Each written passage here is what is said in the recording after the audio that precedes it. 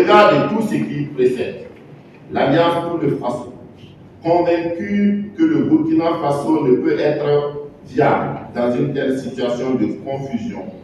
marquée au quotidien par le chaos, exige, sur la crise sécuritaire et humanitaire,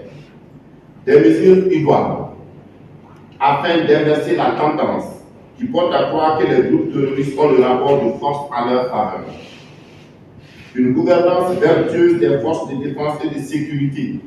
qui unit l'ensemble des forces et des volontaires pour la défense de la patrie dans la lutte contre le terrorisme. Des enquêtes pour établir la vérité et situer les responsabilités sur les raisons profondes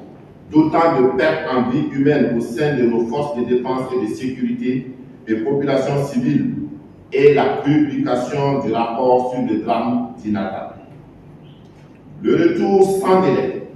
de tous les militaires en service dans les administrations civiles au sein de leur administration d'origine pour assumer les responsabilités pour lesquelles ils ont été recrutés et formés aux frais du contribuable. Des mesures particulièrement fortes et courageuses dans la prise en charge et la gestion des déplacés internes et la crise humanitaire dans son ensemble. L'État doit reprendre le lead dans ce domaine qu'il a abandonné aux organismes de charité, particulièrement ceux venus de l'étranger. Sur la vie chère, nous exigeons des subventions immédiates et appropriées afin de plafonner les prix des denrées de première nécessité, garantissant leur accessibilité aux populations. Un contrôle plus rigoureux de l'inflation, avec une publication hebdomadaire des prix, des sanctions administratives et pénales pour tous les contrevenants à la régulation des prix, la mise en place d'une politique de solidarité nationale qui soulage les ménages vulnérables et les personnes déplacées internes dans le strict respect de leur dignité. Sur la gouvernance de la transition, nous exigeons la cessation immédiate et sans condition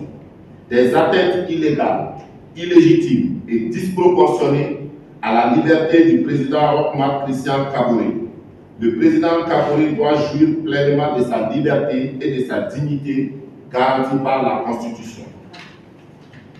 Nous exigeons ensuite la révision intégrale de la charte de la transition afin de redéfinir de façon plus consensuelle et inclusive le format de la transition, notamment ses missions, ses organes et sa durée, laquelle ne devra pas excéder 24 mois au total.